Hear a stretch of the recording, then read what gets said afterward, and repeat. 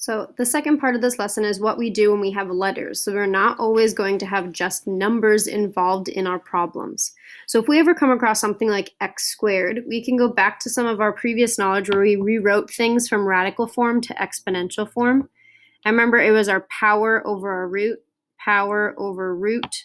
And we said that if something was in this radical form, it was our power over here, our root over here and our power over here, and that could be rewritten as x to the power over a root. Remember we talked about flower powers over roots. So if I wanted to rewrite this would be x to the power over the implied root here we talked about if you can't see the number is 2. Well, we know that 2 over 2 just simplifies to be x to the 1 or just x. So in this case, it just simplifies down to be x. So x squared, the radical of x squared is just x.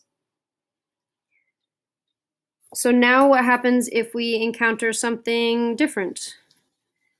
So this was a review from when we did exponents, that power over root stuff. So let's see if we had a problem that had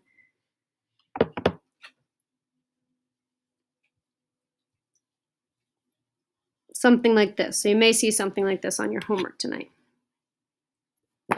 So 18, we're going to use our perfect squares to simplify. 18 is not on our list of perfect squares. These are our perfect squares over here.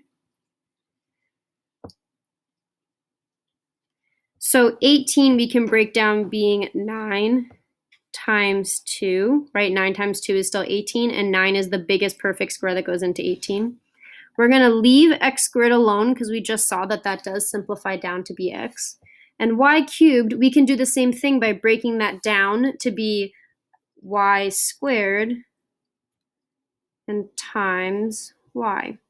So I haven't changed the value of anything here. I still have y squared and y. That gives me 3y's, and I have my x squared, and I have 9 times 2, which gives me 18. But I've changed the way that the problem looks. So in my next step, I can simplify. The square root of 9 is 3. Radical 2 cannot simplify, so that stays as is. X squared we just saw was x because the 2 and the radical cancel each other out. Same thing here, y and the 2, that becomes y. And this radical cannot break free, so it would just stay radical y. So everything that escaped, so 3, x, and y all move to the front to be next to each other. And then the stuff that didn't escape is the 2 and the y, and that's going underneath multiplied together. So your final answer to the question 8, the radical of 18x squared y cubed would be 3xy radical 2y. So let's try a different question here. So we'll add some in where we've got more pieces going on. And this one is similar to your homework. And so this radical needs to extend over all of the pieces that are included in that. So see how I kept dragging my radical out to cover everything. So in this case, now we have a 4 in the front. We've got radical 32 h squared j to the third k. So we're going to break these all up into their pieces, one that is a perfect square and one that is not. So the 4 on the outside just stays a 4 on the outside. We have to find out what is the biggest perfect square that divides into 32. So 25 doesn't work. 16 works, so we can break this up to be 16 times 2. We can leave our h squared alone. We can write j as j squared and j, and then radical k is all there. All of these are implied multiplication in between them if they're all right next to each other. So we can write the symbols if you want, or we don't have to. But let's go through and simplify. So we have 4 times 4 times radical 2 times h times j times radical j times radical k. So that's what our problem breaks down to be.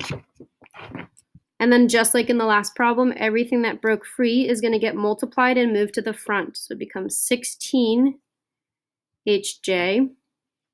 And underneath the radical, we have 2j and k, so radical 2j k. So that would be your final answer there at the bottom. So thinking about your exponents, when you are dealing with radicals, you're kind of thinking about them in terms of like paying a toll, like if you were not having an easy pass. So the toll to get through is your index. So whatever the number is here, this is like your toll. And then if we're talking about whatever our letter is, like your exponent here is like how many coins you have.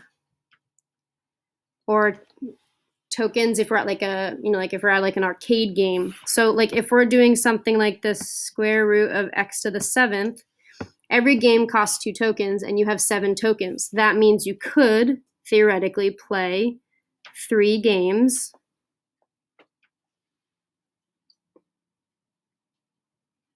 and you would have 1 token left over, right? So thinking about it in the terms of tokens or going through a toll, x to the 7th would then be x to the 3rd on the outside and x on the inside, because you could play 3 games with 7 tokens and you'd have 1 token left over. So that's how we talk about variables, and you'll also see them on your homework tonight.